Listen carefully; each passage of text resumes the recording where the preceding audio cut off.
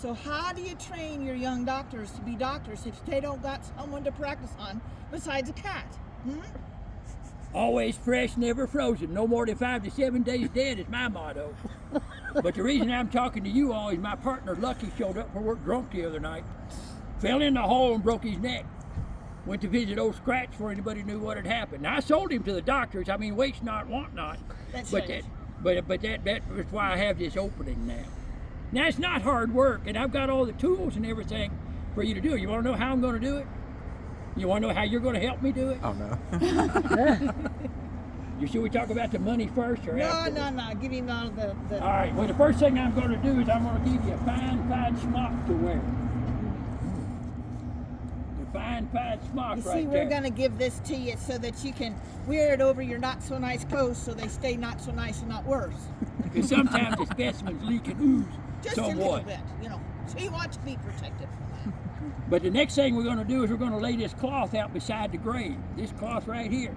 And that's to receive the dirt.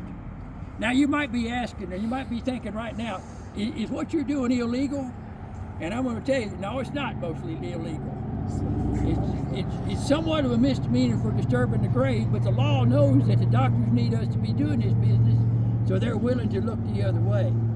But it's the families that get upset when we take their loved one out after they work so hard to put them in. That's right. You've been through, you've seen everything that they had to do, ain't you? And then here I'm going to undo that here in about 45 minutes. So that's why we work at night. And that's why I fix things so that they don't know that I've been in the grave. Because we care about those people. Absolutely. We don't want, how would it feel if those families came back the next day and the dirt was all scattered everywhere and they knew that Uncle Jimmy or Aunt Elizabeth had taken a walk somewhere and that was not under there anymore? Wouldn't they be sad? Those poor people have suffered enough, haven't they? That's right. They lost their loved one. So when we're done, we put everything back exactly the way it was so nobody knows we've been in there. And the next day they can come and cry and weep all over them and never know they're not there. That's why the cloth is beside the grave, is because I put the dirt over on the cloth so it don't get in the grass, because that's a giveaway that we've been in there. So now we don't have to uncover the whole thing, sir. We just uncover from right about there up. Their elbows up, because we want the dirt to hold the rest of the lid in place. And when I get down to the coffin, I'm going to take this little tool right here that you can't see because it's dark, and I'm going to bore a hole right there. You see that? Except for we don't do it in the middle because Jimmy or Elizabeth doesn't need a third eye. We just kind of do it off to the side right there. And then the next thing I'm going to do is we get that hole bored in there, and hold my shovel there, Maggie. I'm going to take this little corkscrew looking thing and I'm going to put it down through that hole so it grabs underneath the bottom of the lid. And them lids on them coffins is only about that thick.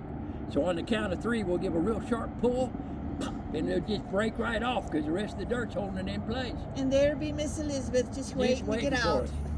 The next thing I'm going to do is I'm going to get these hooks right here.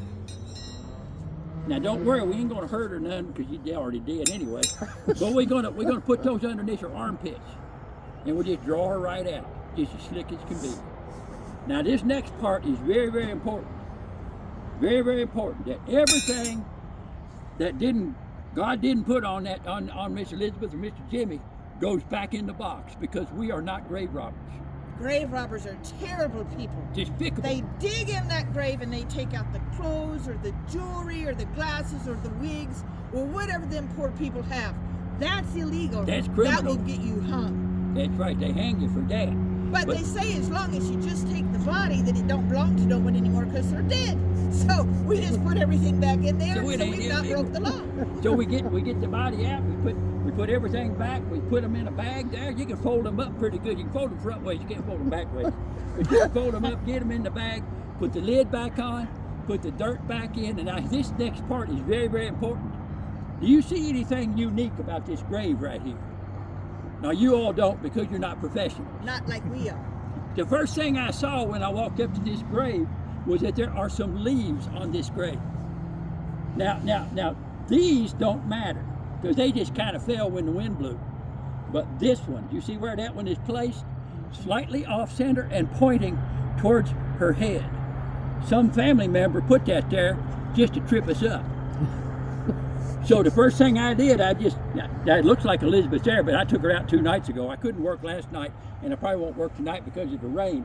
But I put that leaf